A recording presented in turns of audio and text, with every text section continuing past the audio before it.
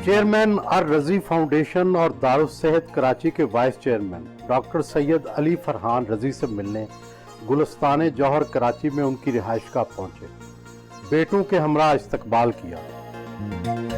सादाते अमरोहा से ताल्लुक, आपको अमरीकी नेशनैलिटी भी मिल गई, इसके बावजूद पाकिस्तान में रहने का फ़ैसला, वो क्या तरगीब थी या क्या ऐसी बात थी जिसकी वजह से आपने पाकिस्तान में रहने को तरजीह दी जबकि बाकी सारी फैमिली आपकी वहाँ है?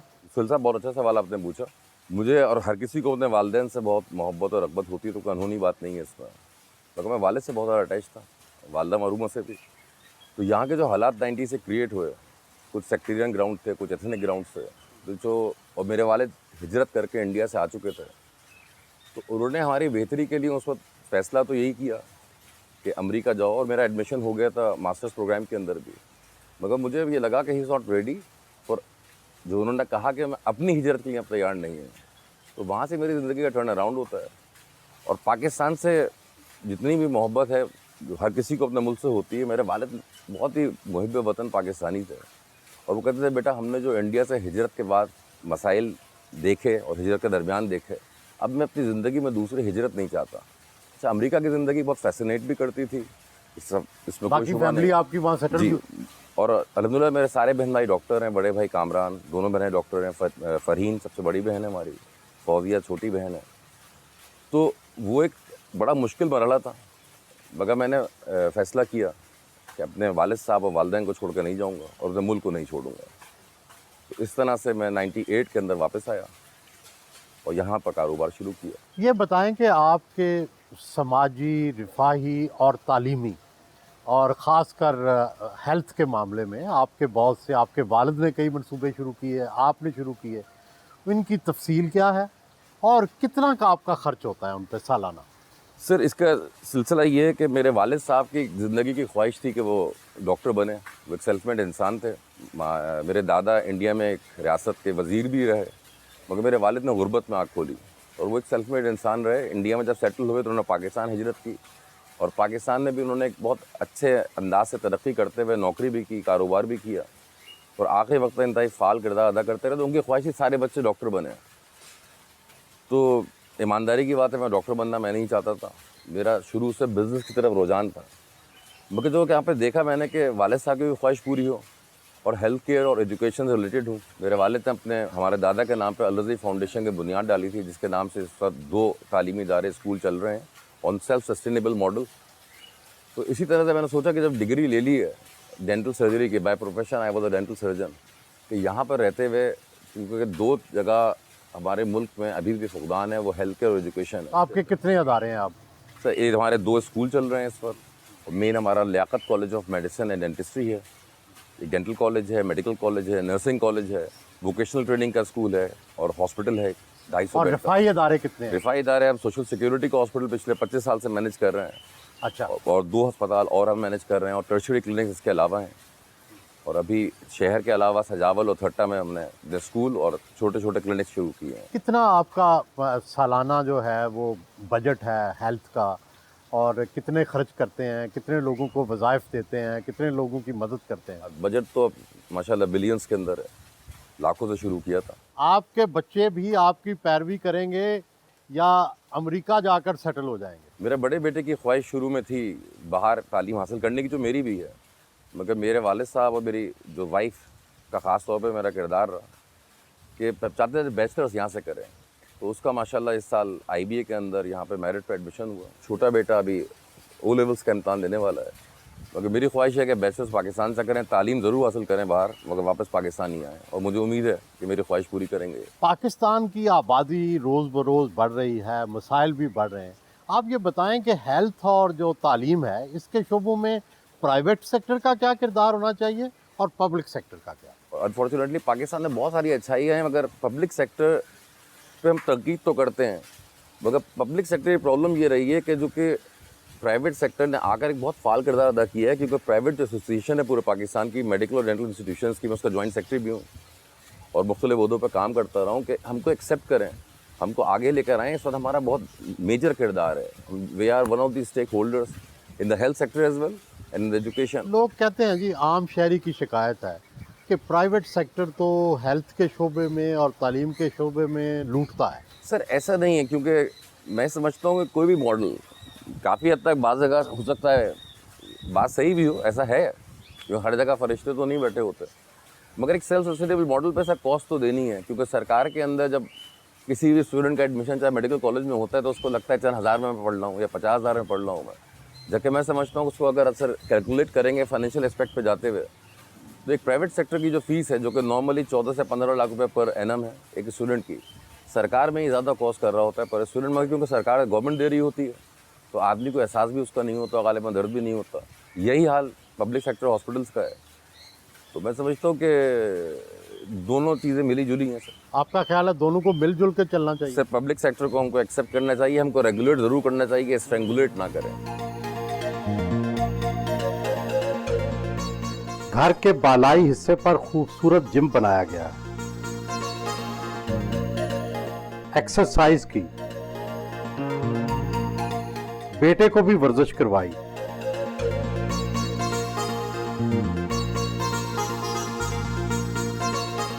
फैमिली के हमरा नाश्ता किया। ये फरमाइए कि आप लोगों की शादी पसंद की शादी थी, कैसे हुई, कितने साल पहले हुई? हमारी शादी को माशाल्लाह ये 21वां साल है, 21 ईयर्स हो चुके हैं। और कैसे हुई है तो ज़रा थोड़ा सा इसलिए मज़ेदार किस्म का वाक़या है कि मैं रहती पेशावर में थी, मेरे फादर वहाँ पे चीफ़ इंजीनियर थे, तो उनकी अब रिटायरमेंट का टाइम आ गया था, तो वो ये कह रहे थे कि अब जाओ कराची और वहाँ जाकर अब सेटल हो, क्योंकि फाइनली हमें जाना वहीं है जहाँ का ओरिजिन है।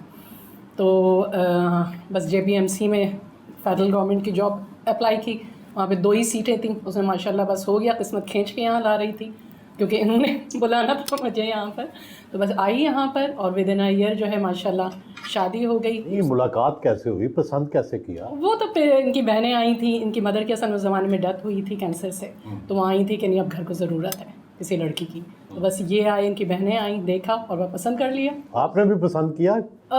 उस ज़माने में चूँकि USMLEs कर रही थी तो इसलिए थोड़ा सा हेसिटेट किया मैंने। अच्छा। मैंने कभी मुझे अमेरिका जाना है और इनका कहीं से कोई इरादा नहीं था अमेरिका जाने का, तो मैंने कहा कि नहीं ये ज़रा थोड़ा सा मुश्किल हो जाएगा। लेकिन सब ने इतनी इनकी फेवर की, मेरे नाना आए मुझे कहने, ये लोग जो हैं 100 में से 100 मार्क्स देते हैं, मैंने इस लड़के को 100 में से 110 मार्क्स दिए। अच्छा, इनकी सबसे जो बड़ी खूबी वो क्या है और क्या खामी है? बीवियां तो खामियां भी जानती हैं। सही बात है। खूबी जो है वो ये है कि लोगों की मदद करना, और मैं देखती हूँ कि लोगों के लिए खड़े होते हैं।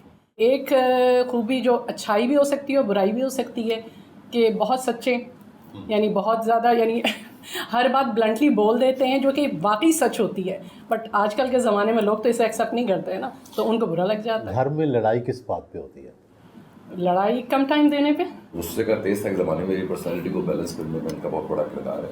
मेरे वालिद के बाद वो बहुत समझाते थे, मगर ये ज़रूर है कि हमने लड़ाई तो हर घर में होती है, कभी हमने बच्चों के सामने नहीं की। जब लड़ते हैं तो दरवाज़ा बंद कर लेते हैं, क्या करते हैं? नहीं, ये लोग अपने कमरों में होते, तब मैं बोलती नहीं हूँ ज़्यादा, ये ज़्यादा बोलते हैं, ये गुस्सा ज़्यादा कर रहे होते थे तो मैं खामोश हो जाती थी, तो वो ये है कि ठंडा हो जाता है मामला, इतना प्रॉब्लम नहीं होता है फिर। लेकिन मुझे लगता है एक टॉम एंड जेरी वाला रिलेशनशिप है, तो वो कभी कुछ होता है, कभी अच्छाई होती है, कभी बुराई, तो कुछ ना कुछ चलता रहता है और यही प्यार मोहब्बत की फ़ज़ा होती है। उनमें एक जो बहुत अच्छी खूबी है कि वो साफ दिली और ईमानदारी से हमेशा अपने काम करते हैं। तो आपका क्या इरादा है? बाहर जाके सेटल होंगे, यहाँ बिजनेस करेंगे, क्या क्या आपकी सोच है? मेरी सोच तो यही है कि यहीं पे अपने काम को लेके आगे लेके जाएंगे और मेरे दादा का ट्रस्ट अल रज़ी फाउंडेशन को उसको और ग्रूम करेंगे और ज़्यादा से ज़्यादा लोगों की मदद करेंगे ताकि इस मुल्क में और अच्छाई आ सके। और वालिद से कोई इख्तलाफ, उनकी कोई खामी, वो भी तो बच्चों को नज़र आती है ना? बच्चे ज़रा ज़्यादा अक्लमंद होते हैं, वो बताए ना। थोड़ा गुस्से के तेज़ है। तो आप समझाते हैं, आप नहीं हैं गुस्से के तेज?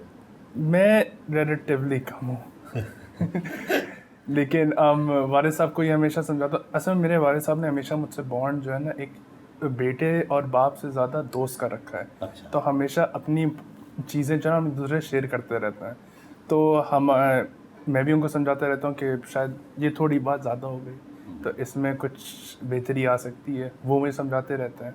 तो यही एक दोस्ती का रिलेशनशिप होता है। मेरा नाम अली जबरान है, मैं निक्सर O लेवल्स में पढ़ रहा हूँ, अभी O2 में हूँ मैं। अभी आगे इन फ्यूचर मेडिकल करने का इरादा है मेरा। दादा का ख्वाब था कि मैं मेडिकल करूं। तो आपको मामा अच्छी लगती हैं या बाबा? बाबा से ज़्यादा क्लोज हूँ मैं। अच्छा, जी। क्या वजह? बस वो हमेशा हम खुल के बात करते हैं घर में, ये वजह है कि खुल के बात करनी को छुपाते नहीं हैं। अपनी सहेलियाँ भी बता देते हैं बाबा को कि नहीं? दोस्तियाँ वगैरह जो भी होती हैं वो बता देता हूँ मैं। अच्छा जी जी जी। अच्छा, तो ये इनकरेज करते हैं, डिस्करेज करते हैं? बाबा ने हमेशा हमें सिखाया है कि इंसान पैसों से नहीं दिल से बड़ा होता है। तो उसको देख के फिर जब बताते हैं बैकग्राउंड ये है, अबू ये करते हैं, फिर बाबा फैसला करते हैं कि करनी चाहिए दोस्ती या नहीं, कोई कितना उस पर रखते हैं।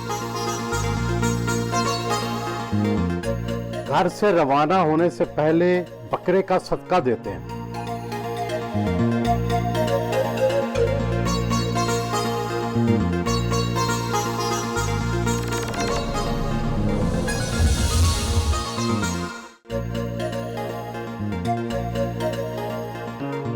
अपने स्कूल पहुंचे। प्रिंसिपल डॉक्टर फौजिया ने इस्तकबाल किया।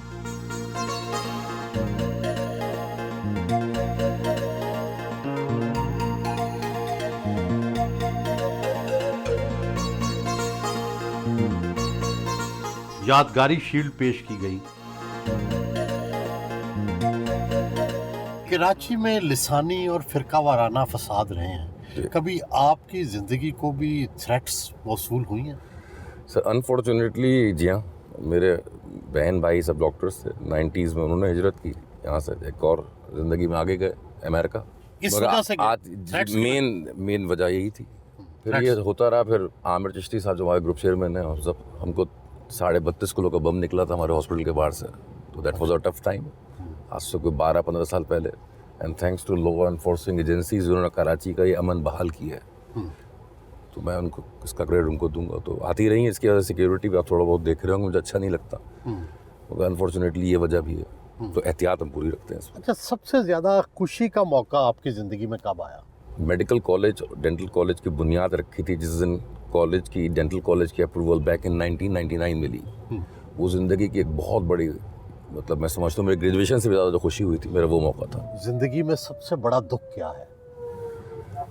सर माँ का गम तो मैं नहीं भूल सका था। दूसरा, मुझे भी recently my father passed away. तो ये मेरे बहुत ज़िंदगी में दो दुखी, मतलब पर्सनल लाइफ में ये देखता हूँ। तीसरा, अपनी लाइफ में जो मोहतरमा बेनज़ीर भुट्टो का सानिया हुआ था, दैट वाज एक तकलीफ दिल लम्हा था। बिकॉज मैं पर्सनली समझता हूँ कि she was ready to lead this country. तो माशाल्लाह मुल्क तरक्की कर रहा है वो।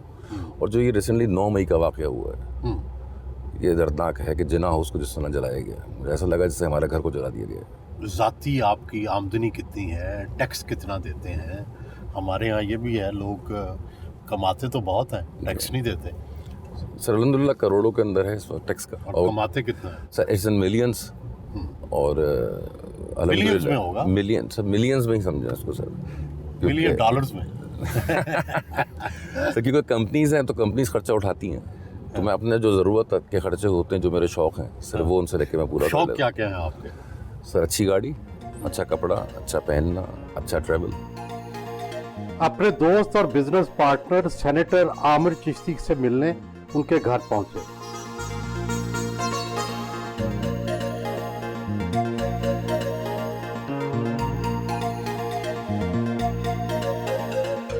अली फरहान तो खैर मैं मुझसे छोटा भी है और इसको हम बचपन से ही जानते हैं, क्योंकि हमारी फैमिली के रिलेशनशिप काफ़ी गहरे हैं हमारे। बहुत लविंग है, केयरिंग बहुत है, और उसके साथ एक जज्बाती हो जाता है वो, और जज्बाती हर लेवल पे जाके जज्बाती हो जाते हैं। और टारगेट ओरिएंटेड आदमी है, जो इनको टारगेट दे दें आप, वो अल्हम्दुलिल्लाह उसको अचीव करते हैं माशाल्लाह से। तो फरहान ने जब ग्रेजुएशन की थी तो इनका ख्वाहिश डेंटिस्ट्री करनी नहीं थी प्रैक्टिस। इन्होंने कहा कि आमिर भाई कारोबार करना है, और इनका आइडिया भी ये था कि मेडिकल कॉलेज बनाते हैं। तो मैंने बिस्मिल्लाह करते हैं जी। तो अल्हम्दुलिल्लाह हमने पहले डेंटल कॉलेज बनाया, उसके बाद मेडिकल कॉलेज, फिर डिफरेंट सेगमेंट में हम शामिल होते रहे। हमारे यहाँ पार्टनरशिप चलती नहीं है, क्या आपकी पार्टनरशिप इतने साल चलने का राज क्या है? बेसिकली हमने कभी इसको पार्टनर समझा नहीं ना, द पार्ट ऑफ फैमिली। बल्कि ये खुद भी कहता है कि हमारा 7वां भाई है, और भाइयों में हमारे बड़े इत्तेफाक से रहते हैं, कभी एक दूसरे की हमने कोई खुशी और गम में हम अलग अलग नहीं रहे। इनके वालिद सैयद कमर अज़ीज़ साहब बहुत ही नफीस इंसान थे। वो बिल्कुल हमारे वालिद साहब के बाद हमने हमेशा अपने वालिद का दर्जा दिया है। तो लालच का एलिमेंट कभी नहीं रहा में, ना मेरे में, ना फरहान में भी, ना किसी और भाई में। और अगर इसको कोई मुझसे शिकायत भी होती है तो हमारा जो बिग ऑफिस है, सुल्तान भाई सबसे बड़े भाई हैं, उन पे जाके शिकायत कर देते हैं तो मसला हल हो जाता है।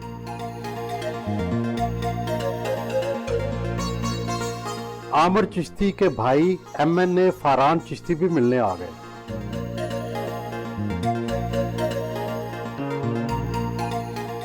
घर पर खूबसूरत और नायाब पेंटिंग्स आवेजा की गई हैं।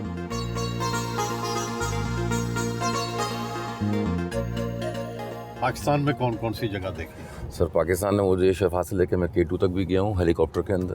मैंने नॉर्दर्न एरिया सारे देखे हैं, कश्मीर देखा है। मुल्क सबसा कौन सा अच्छा लगा और जगह कौन सी अच्छी लगी? सर मुल्क पाकिस्तान, शहर कराची। कराची में क्या सबसे अच्छा लगता है आपको? सर कराची में सबसे अच्छी बात यह है, कराची नेवर स्लीप्स, जिस तरह न्यूयॉर्क के लिए कहा जाता है। हाँ। कराची बहुत हैपनिंग है, हर चीज़ होती रहती है, चलता रहता है। और ज़िंदगी अपने तमाम दर्दनाक, जिस तरह आपने शुरू में फरमाया कि एथनिक, सेक्टेरियन, सब सारी चीज़ों के बावजूद कराची जितना लहूलान हो फिर खड़ा हो जाता है, फिर चल पड़ता है। तो क्या समझते हैं कि क्या किया जाए कि कराची के मसाइल हल हो जाए?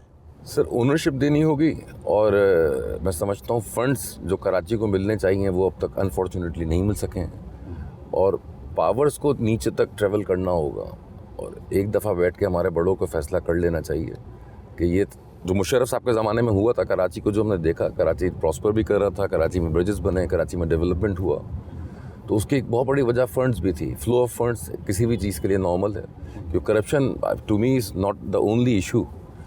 कि अगर आप डेवलपमेंट पे जा रहे हैं सर, तो उसके लिए फ्लो ऑफ फंड ज़रूरी है। अगर काम हो जाता है तो लोग फिर कोई ऐसी शिकायत भी नहीं करते।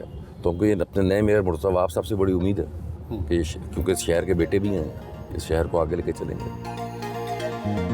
दारुस सेहत पहुंचे कॉलेज प्रिंसिपल डॉक्टर बासत और प्रोफेसर डॉक्टर नवीद कुरैशी ने इस्तकबाल किया।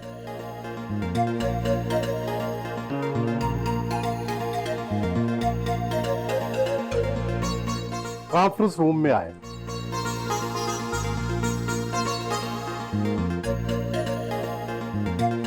यादगारी शील्ड पेश की गई।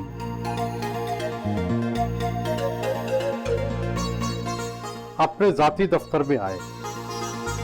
ये अस्पताल कब बना, कैसे बना, कहाँ से ज़मीन ली और अब तक इसमें क्या क्या डेवलपमेंट हो चुकी है? फिर ये हॉस्पिटल बेसिकली मुशर्रफ साहब के ज़माने में एक सिक यूनिट था। पोस्ट 12 अक्टूबर 1999 आते हैं, 2000 में ये IDBP के साथ मॉर्गेज था और सिंध हाई कोर्ट में ये कुर्की जो कहते हैं ऑक्शन में चला गया था।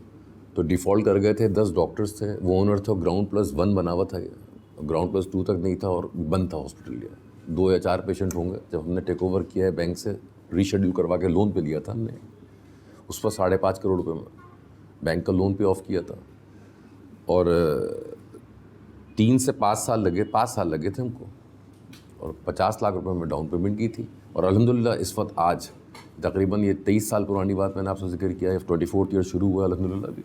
तो अब ये 250 बेडेड है मेन हमारा और इस वक्त इलाके की सबसे अच्छी अपनी ER डेवलप की है। 24 बेडेड ER है and one of the most modern अस्पताल है अपने इलाके में, दारुल सेहत। यही तो अब कितने फ्लोर बन गए हैं? अब सर ग्राउंड+6 पर हम लोग इस वक्त अभी हैं। मेरा ऑफिस 6ठे फ्लोर पे है। जैसे हम 8 फ्लोर है हमारा, अगर बेसमेंट भी ला लें। फिर बाहर कमर डेंटल हॉस्पिटल जो है हमारा, क्योंकि मेरे वालिद और वालदा दोनों का नाम कमर था, तो वालदा मरहूमा का आमिर भाई ने कहा था नाम से डेडिकेट करके जो चैरिटेबल हॉस्पिटल डेंटल का बनाया है, जिसमें ऑलमोस्ट बिल्कुल अप टू द कॉस्ट इलाज होता है। ग्राउंड+5 है, फिर अभी ग्राउंड+4 की नई बिल्डिंग हमारी 2 फ्लोर तो पूरे हो गए हैं बाहर ER के, वो बने। सालाना बजट कितना है इस हॉस्पिटल का? सर इसका मेरे ख्याल में टोटल अगर इस पर जाते हैं सैलरीज वगैरह पूरा मिलाकर सालाना तो बिलियंस के अंदर है अल्हम्दुलिल्लाह। कितने % मुफ्त जो है इलाज होता है? बगैर तशहीर के around 25% of all our income ये चली जाती है चैरिटी के अंदर।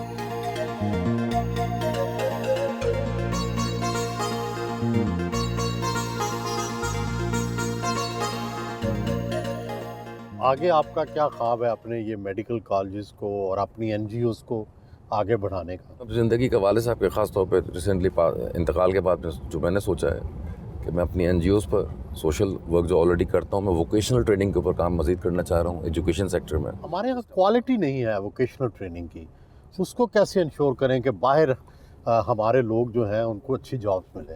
सर देखिए, हमारा जो यूथ है, आपने बिल्कुल सही फरमाया कि वो क्वालिटी नहीं है, जबकि तमाम इदारे पब्लिक सेक्टर में मौजूद हैं।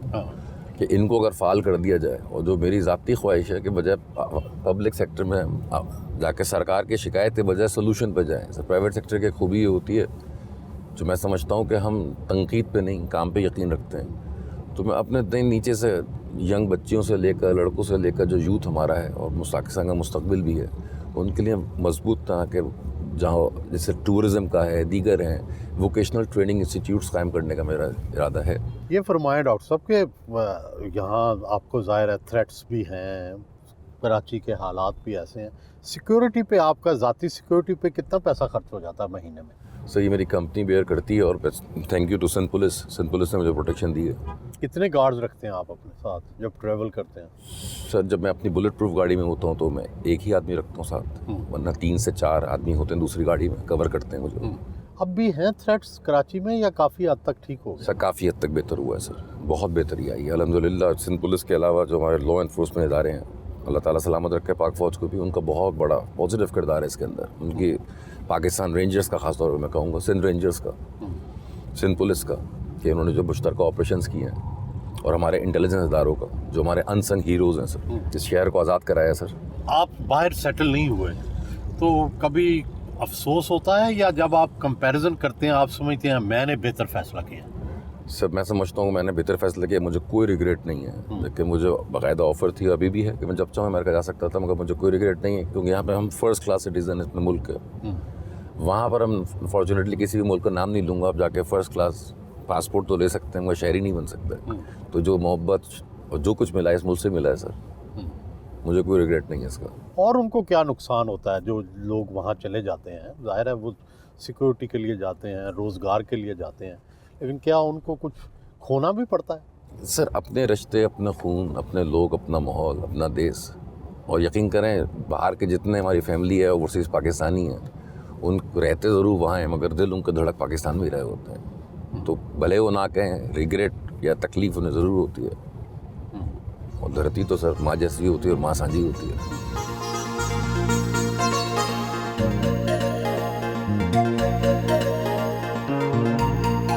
अपने दोस्त ज़हीर मोइन के घर पहुंचे।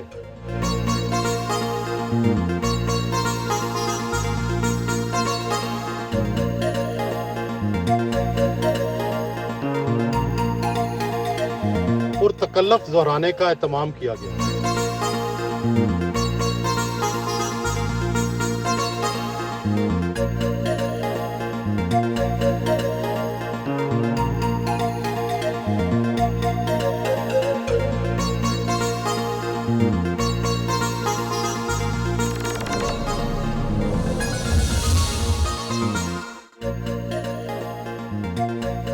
डिफेंस पुलिस स्टेशन पहुंचे।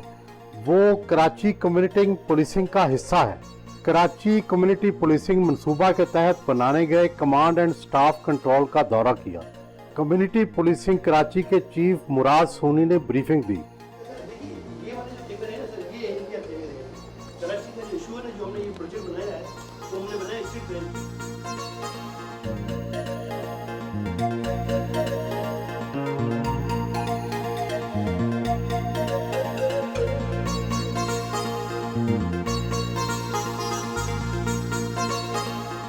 दुनिया में भी फिरे हैं, पाकिस्तान भी देखा है। आप क्या समझते हैं इंसानी हुस्न में, निस्वानी हुस्न में आपको क्या पसंद है? आँखें, आंखों में क्या होता है? मोहब्बत, सच्चाई नज़र आ जाती है आपको? कोशिश करता हूँ। तो कहते हैं ना आँखें बोलती हैं, तो beauty lies in the eyes. बाकी और चीज़ें अट्रैक्ट नहीं करती हैं आपको? बाल, होंठ, नाक, चेहरा? सही तो पैकेज डील ओवरऑल ही देखना पड़ता है इसको। जी। अच्छा लगता है। कोई शादी से पहले मोहब्बत, कोई रोमांस उससे भी गुजरे हैं? कोई तजर्बा किया आपने? सर शादी के बाद मोहब्बत का किया है, अच्छा, उससे पहले कुछ नहीं कर सका क्योंकि एक टारगेट जैसे मैं सोचा था कि इदारे का क़याम कर शादी के बाद किससे मोहब्बत की? अपनी बेगम से की है सर। अच्छा, लव एट फर्स्ट साइट का कायल नहीं हूँ नहीं आप नहीं सर। आप किसके कायल? मोहब्बत अपने काम से की थी कि इदारा बन जाए, ये ख्वाब था जो अल्हम्दुलिल्लाह आमिर भाई और मैंने मिलकर मुश्तरका उससे इदारे को कायम करके इसी से मोहब्बत और इश्क किया। तो जो जॉन साहब का शेर है ना कि इश्क वो सच जो कहा नहीं कभी, मोहब्बत वो झूठ जो बहुत बोलता हूँ मैं। मकामी होटल पहुंचे,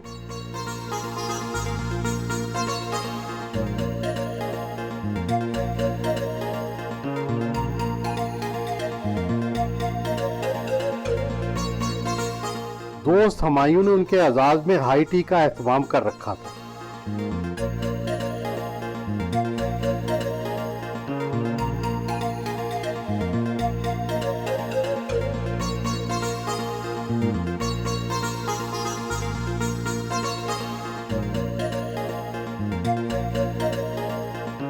यूनिवर्सिटी ऑफ कराची पहुंचे, vice chancellor professor doctor Khalid Raki उनके दोस्त हैं।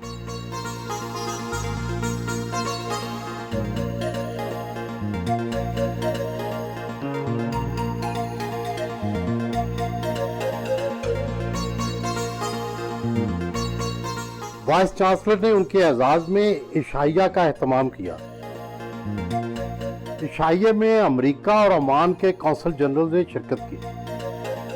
एक करीबी दोस्त होता है ना, बड़ा मुश्किल है उनके बारे में जो है वो कहना, लेकिन मेरे ख्याल में डॉक्टर साहब की सबसे बड़ी कंट्रीब्यूशंस जो है उनकी सोशल सर्विस में है, हेल्थ में है, एजुकेशन में है, और सबसे बड़ी खूबियाँ इनकी ये है कि ये किसी वक्त भी किसी दोस्त की भी और हेल्प के लिए हमेशा तैयार होते हैं, और वो खा पर्सनल हो या सोशल हो, इस लिहाज से।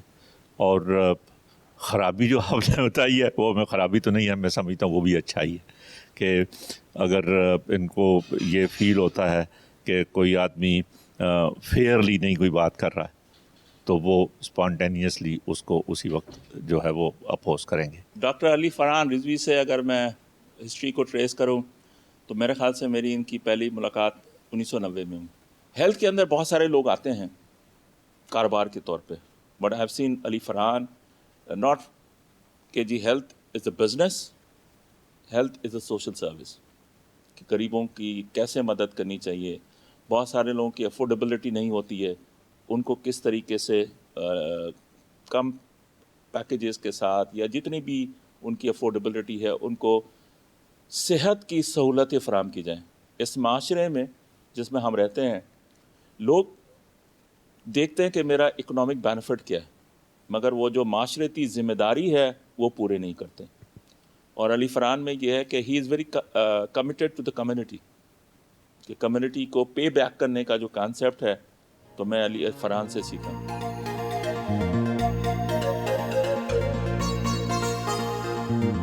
आम तासुर है कि हमारे निजी तालीमी इदारे और निजी सेहत के इदारे बहुत ज़्यादा रेट लेते हैं, बहुत ज़्यादा लोगों से पैसे वसूल करते हैं। ऐसा क्या किया जाए कि इस ओवर चार्जिंग पर कंट्रोल हो जाए? सर अब जैसे सूबाई तौर पर हेल्थ केयर कमीशंस हैं वो भी बना दिए गए हैं कि इस तरह के इक़दाम को रोका जाए, मगर ये बड़ा मिसकॉन्सेप्ट है कि जिस तरह कि सिर्फ बहुत ज़्यादा मुनाफा बख्श है, बहुत ज़्यादा है। तो मैं हॉस्पिटल चला रहा हूँ पिछले 25 साल से, मुझे इसमें कुछ छुपाने या बताने में कोई शर्म नहीं है कि चाहे वो बिजली का बिल हो, सिक्योरिटी का ख़र्चा हो, पानी हो, दवाएँ हों, एक हम लोग मुनासिब चार्ज करते हैं। सर्जन सर्जरी की फ़ीस ले जाता है, एनेस्थेटिस्ट अपना ले जाता है अगर सर्जरी है, फिजिशियन अपनी फ़ीस लेता है। हॉस्पिटल को बहुत से बहुत अगर जाएंगे तो ये बहुत मुनाफे का सौदा नहीं है, एक एलिवेटेड है आपकी एक सेल्फ रिस्पेक्ट या टू फील एलिवेटेड इस माशरे में कि आप एक बाइज़्ज़त काम कर रहे हैं, कि इसमें 20 या 25% से ज़्यादा मुनाफा नहीं है। आप माने ना माने, सरकारी हस्पतालों और सरकारी मेडिकल कॉलेजेस और प्राइवेट मेडिकल कॉलेजेस और प्राइवेट हस्पतालों के रेट्स में तो बहुत फ़र्क है। कहाँ लाखों और कहाँ चंद 100 रुपये में इलाज हो जाता है। तो इसका क्या ऐसा तरीक़ाकार किया जाए कि कुछ तो कंट्रोल हो? सब बिल्कुल आपने सही फरमाया, क्योंकि उसमें डायरेक्टली पेरेंट जो है 14 लाख रुपए वॉट एवर जो गवर्नमेंट ने सेट की हुई है कि उनसे तमाम कॉलेजेस की फ़ीस अब पाकिस्तान मेडिकल डेंटल काउंसिल ने फ़िक्स कर दिया गालिबा 12 से 15 लाख रुपए, क्योंकि उसमें हम डायरेक्टली खुद दे रहे होते हैं तो आपको बहुत ज़्यादा ख्याल भी होता है और बच्चा भी बड़ी जिम्मेदारी से पढ़ रहा होता है। सरकार के अगर जब कैलकुलेट करते हैं कंपैरिजन में, तो मैं समझता हूँ कहीं ज़्यादा एक अगर इसको ओवरऑल कैलकुलेट करेंगे from hospital clinical training to basic training, क्योंकि गवर्नमेंट उसको सप्लीमेंट कर रही होती है, बच्चा तो 80,000 या लाख रुपए पेरेंट दे रहे होते हैं, तो उसमें लग रहा होता है कि फ्री में पढ़ लें। जब at the end of the day आप कॉस्टिंग करने जाएंगे उसकी, तो प्राइवेट सेक्टर से बहुत ज़्यादा नहीं तो मैं I am 100% sure and confident 25-30% public sector में ज़्यादा पढ़ना है, क्योंकि गवर्नमेंट की सप्लीमेंट सपोर्ट पूरी आती है उसमें, प्रोविंशियल गवर्नमेंट्स की, फेडरल गवर्नमेंट की। बाज़ औक़ात पाकिस्तान में हस्पताल के जो ओनर्स हैं उनको भी मुश्किलात का सामना करना पड़ता है, जैसा कि एक दफ़ा आपके ख़िलाफ़ एक मरीज़ा की डेथ पर FIR दर्ज हो गई। वो क्या वाक़या था और उसमें आप कितने ज़िम्मेदार थे? सर देखिए, that was a purely medical error जो कि पूरी दुनिया में कहीं ना कहीं होती हैं। जब ये वाक़या हुआ तो मैं एक दोस्त की शादी में कोयटा में था, तो मालूम किया, क्योंकि आई am not part of the, मैं प्रैक्टिसिंग डॉक्टर तो नहीं हूँ, I am one of the 2 owners. तो जैसे ही मालूम हुआ तो उसमें आवाम के सामने, मीडिया के सामने, देखें बच्ची तो उसका इंतकाल हमारे हॉस्पिटल से जाने के 26 दिन के बाद हुआ, मगर वो एक दर्दनाक वाक़या था। दर्दनाक कैसा, although death was a medical error, और गूगल इतना है कि अगर कभी भी कोई आदमी गूगल करेगा तो उस दरमियान भी, I am not trying to defend my team और माई हॉस्पिटल और माई इंस्टीट्यूशन, 3 या 4 और भी इस तरह के सानिया कहें, वाक़यात कहें, वो कराची में हुए थे मुख्तलिफ बड़े अस्पतालों में, उसको नहीं मिली अनफॉर्चुनेटली। हमारी उसको हाइप ज़्यादा मिल गई, जबकि हमने सच ही बोला था। वो 2 बच्चियाँ आई थी, एक ठीक होकर चली गई थी, एक मेडिकल एरर थी टेक्नीशियन की या जो भी हमारा इमरजेंसी का स्टाफ था, तो उसने इंजेक्शन गलत लगाया था, मगर उनके पेरेंट्स को भी इन्फॉर्म फौरी तौर पर हमारी ही मैनेजमेंट ने किया था और उसकी ज़िम्मेदारी ली थी पूरी, जिसको बाद में कुछ सियासी इशू भी बनाया गया था, जो आज तक उस बच्ची के, मैं कतन इसको मैं दोबारा कहूँगा, मैं क्योंकि ख़ुद साहिब औलाद हूँ तो मैं दर्द समझ सकता हूँ।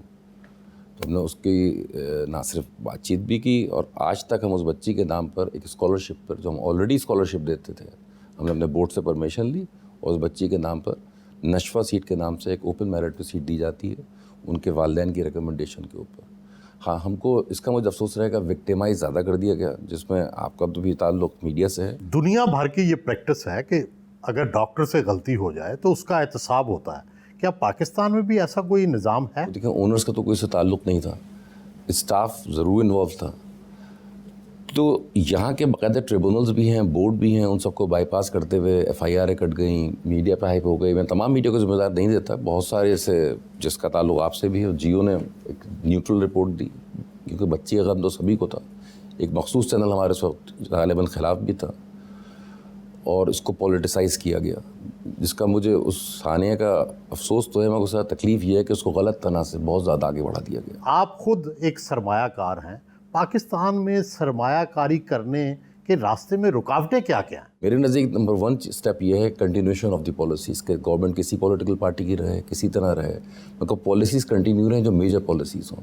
मगर क्योंकि जब तक इन्वेस्टर को ये यकीनी नहीं होगा कि आज मैं हूँ, कल को कोई और अगर आ जाएगा तो नई पॉलिसीज़ बन जाएंगी, तो कॉन्फिडेंस वहाँ से देना होगा, ये आगाज़ होगा। And Pakistan is a land of opportunity. आप खुद डेंटल सर्जरी की तालीम हासिल कर चुके हैं, गो आप प्रैक्टिस नहीं करते। हमारे यहाँ बहुत कम डेंटल सर्जन है, 5 लाख देहाती इलाकों में 5 लाख के ऊपर एक डेंटल सर्जन है। ऐसा क्या करें कि ये कमी पूरी हो जाए? सर देखिए, इसमें डॉक्टर्स तो अगले 4 से 5 साल में मज़ीद आते जा रहे हैं। हमको जैसे जैसे इंफ्रास्ट्रक्चर इम्प्रूव होता जा रहा है, उसमें डॉक्टर्स को भी समझना पड़ेगा कि हर किसी की ख्वाहिश होती है कि बड़े शहर की तरफ आए। कि फ़र्ज़ करें मेरा ताल्लुक़ सिंध से है, अल्हम्दुलिल्लाह अब सिंध का भी मैं देख रहा हूँ कि तरक्की होती जा रही है, शहर डेवलप हो रहे हैं, मगर जिस तरह डेवलपमेंट होनी चाहिए थी वो डेवलपमेंट नहीं हो सकी है, जिसकी वजह से अभी भी बहुत सारे लोगों को, चाहे डेंटल में तो ख़ुसूसी तौर पर गाँवों और देहातों से शहरों की तरफ आना पड़ता है। तो हमको छोटे छोटे सरकारी सतह पर DHQ हॉस्पिटल्स को इनेबल करना चाहिए, डॉक्टर्स को वहाँ पोस्ट करना चाहिए। सालों से यहाँ अपॉइंटमेंट्स नहीं हुए हैं, मगर उनको भी ऐसे इंसेंटिव देने चाहिए कि वो वहाँ जाकर एक बाइज़ा ज़िंदगी गुजार सकें, रिहाइश हो। लेकिन लॉ एंड ऑर्डर तो इम्प्रूव हो गया, जो एक जिम्मेदारी होती है, अब वहाँ तक लोगों को पहुँचाना है, और उसका ताल्लुक डेवलपमेंट से भी है। सर, आप ज़िंदगी की जद्दोजहद में बड़े मसरूफ़ रहे, लेकिन क्या कभी अपने लिए भी वक्त निकालते हैं? मौसीकी सुनते हैं, कभी रक़्स से दिल बहलाते हैं? सब म्यूज़िक ज़्यादा सुनता हूँ। किसका? सब मुझे उस्ताद नुसरत फ़तेह अली बहुत पसंद थे, राहत फ़तेह अली साहब, उनके बाद आतिफ़ असलम साहब, अगर पड़ोसी मुल्क से पूछेंगे लता मंगेशकर की आवाज़ पसंद थी। पड़ोसी मुल्क की अदाकारा भी तो कोई पसंद होगी। सर वो उम्र निकल गई, अच्छी लग गई। सर एक ज़माने में कैथरीना कैफ अच्छी लगती थी। तो आपकी ठीक है। सर अब नए चेहरे बहुत आ गए हैं।